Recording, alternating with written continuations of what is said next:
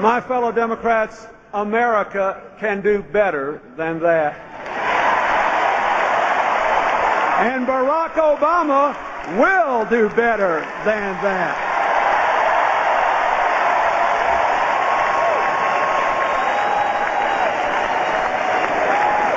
Wait a minute. But first,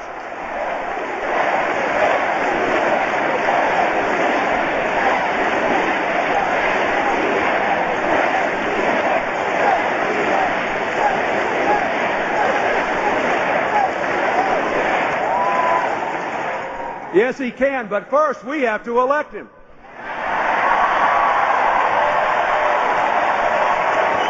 The choice is clear. The Republicans in a few days will nominate a good man who has served our country heroically and who suffered terribly in a Vietnamese prison camp. He loves his country every bit as much as we do. As a senator, he has shown his independence of right-wing orthodoxy on some very important issues. But on the two great questions of this election, how to rebuild the American dream and how to restore America's leadership in the world, he still embraces the extreme philosophy that has defined his party for more than 25 years. And it is, to be fair to all the Americans who aren't as hardcore Democrats as we, it's a philosophy the American people never actually had a chance to see in action fully until 2001, when the Republicans finally gained control of both the White House and the Congress. Then we saw what would happen to America if the policies they had talked about for decades actually were implemented. And look what happened. They took us from record surpluses to an exploding debt, from over 22 million new jobs to just 5 million, from increasing working families' incomes to nearly $7,500 a year to a decline of more than $2,000 a year, from almost 8 million Americans lifted out of poverty to more than 5.5 million driven into poverty, and millions more losing their health insurance. Now, in spite of all this evidence, their candidate is actually promising more of the same. Think about it. More tax cuts for the wealthiest Americans that will swell the deficit, increase inequality, and weaken the economy. More Band-Aids for health care that will enrich insurance companies, impoverish families, and increase the number of uninsured. More going it alone in the world instead of building the shared responsibilities and shared opportunities necessary to advance our security and restore our influence. They actually want us to reward them for the last 8 years by giving them 4 more. Now, let's send them a message that will echo from the Rockies all across America. A simple message. Thanks, but no thanks. In this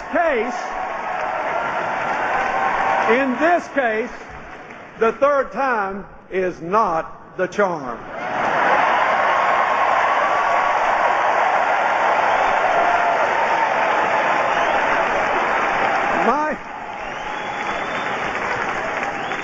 My fellow Democrats,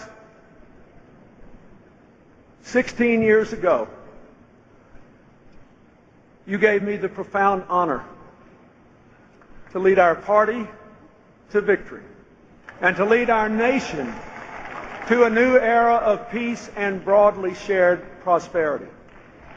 Together, we prevailed in a hard campaign in which the Republicans said I was too young and too inexperienced to be commander-in-chief.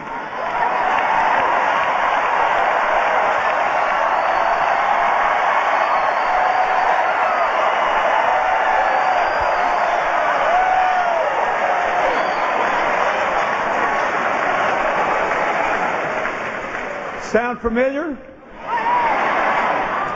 It didn't work in 1992 because we were on the right side of history.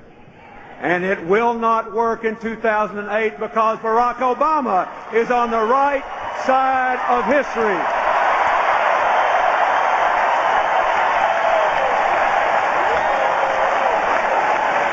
Now, Senator Obama's life is a 21st century incarnation of the old-fashioned American dream.